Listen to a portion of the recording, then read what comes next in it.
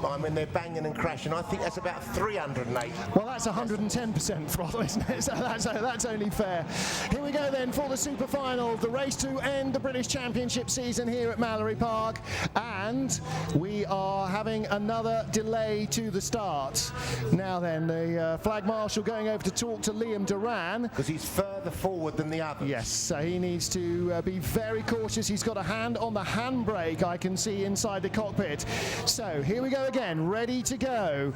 Revs will rise, and then, like in Formula 1, 5 red lights, 3, 4, 5. The anti-lag system's popping and banging, away they go. It's a pretty even start, and again Liam Duran, second gear, third gear, fourth gear, very quick, leaving Pat and Ollie O'Donovan to battle for second. Pat Duran second, Ollie O'Donovan third. Fourth is Andy Scott. Fifth place is David Binks, and in sixth position Jamie Bird ahead of Julian Godfrey. Dave Bellaby just leaves the line again now, that car having all sorts of starting problems, but it is Liam Duran that leads. Pat Duran, Ollie O'Donovan, both former British champions, and Pat Duran of course now the new British champion. He'll carry the GB1 plate into next season, Pat Duran. And Liam Duran, well, he's been dominant so far, Barry Lee, and it doesn't look like he's going to give them any chance to catch him. Super smooth, look at him.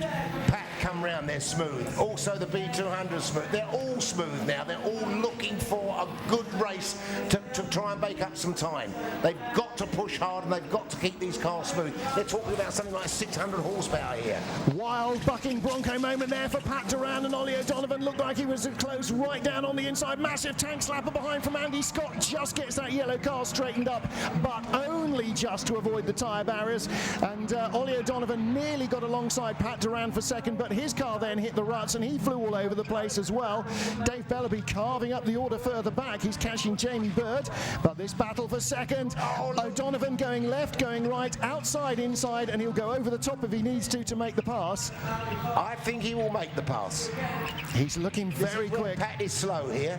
Oh, he's on the inside. Here now, cut to the inside now, going through here. Pat's covered that particular corner. He'll run wide coming round this one, and they've got to funnel themselves between some tyre walls. Just about now you'll see them. That's it, they're through those two tyres, they're back onto the loose now. There's our race leader, Liam Duran. Now, worth bearing in mind that Ollie O'Donovan here, second of these two cars in that Ford RS200, he's not driven that car before. That's not his car, so he spent all of practice learning it, and now he's finally starting to get to grips with it and learning how to really race it, and he's giving Pat Duran a very tough time. Pat's driven this car in his time, Liam's driven this car in his time. It's now with its, well, I don't know, at least third careful owner when it's been in the same family, and Ollie O'Donovan is definitely looking to get in front of the old man in front. Ollie's trying his best there. He's literally riding the wall of death going round that last right-hander.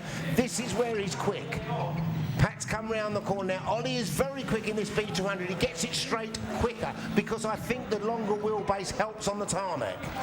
So Liam Duran was leading by 4.2 seconds last lap as he starts lap 3 of 5. Oh, and here comes O'Donovan. He's passed Pat Duran again. He got a really good run through the loose there.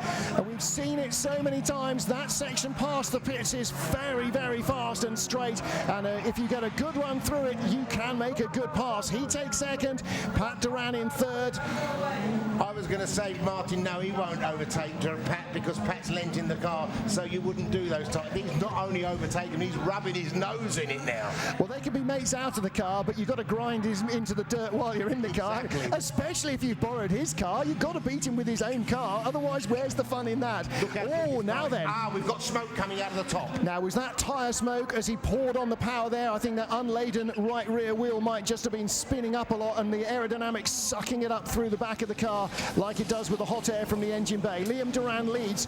Ollie O'Donovan just 2.7 seconds behind, and O'Donovan very quick. Last lap, 52.1 to 52.0 of Liam Duran, the race leader. No, in fact, Liam 54.0 on the last lap. So Ollie O'Donovan 2 seconds quicker than Liam, and Liam is being cautious or very slow. Liam's got a problem. Ollie O'Donovan is closing right up behind him. That is not normal pace. Now Liam Duran gets his foot down. He was just being careful. careful through the S's.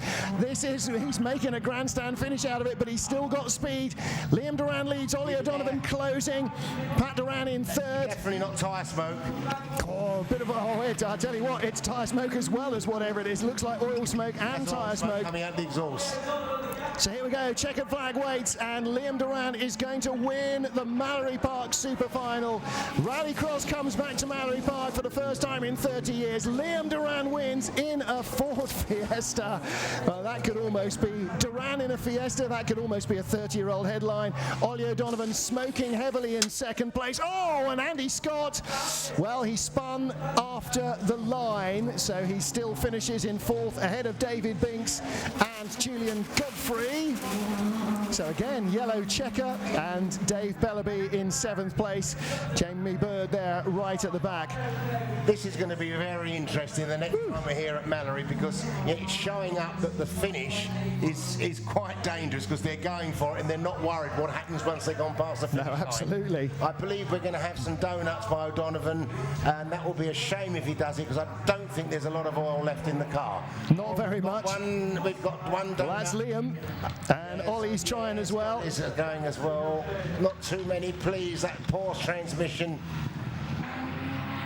That's better. No, he's lost control on that. Well, donutting with a four-wheel drive car is definitely an art, isn't it? Yeah, very much. With all that traction, it's very hard to break it. Measuring a 5-ton lorry. Oh. You can go up the gearbox. That is interesting. So Ollie O'Donovan smoking heavily, but still taking second place in the Superfinal. Former British champion, and beating the new British champion. He can't break traction. That's the problem. It's too dry, it's too grippy on the tarmac, and you can't do proper donuts on the loose. Well, you don't get the tyre smoke, do you? So, sitting there with Pat Duran as they come round. Liam Duran is our super final winner. Fantastic effort, and as you said at the beginning, the three family Duran machines locking out the front row for the super final. But yeah. Smoking heavily there, Ollie O'Donovan, so the sooner he can get that car back, shut down, allow it to cool down, the better. Was tyre smoke when we first saw it? Because I don't think it is. No, as ever, the racing driver has got a far better idea of what's going on than the idiot with the microphone. Well, this is the racing driver. Exactly, twas always us. Smoking quite heavily now. And there is our winner, Liam Duran, winning the super final, and has either run out of petrol or has stalled it. Liam Duran is our super final winner then, wins the last of the season. Ollie O'Donovan taking a great second place, and he's celebrating out of the door a la Martin Shanker. Look out for that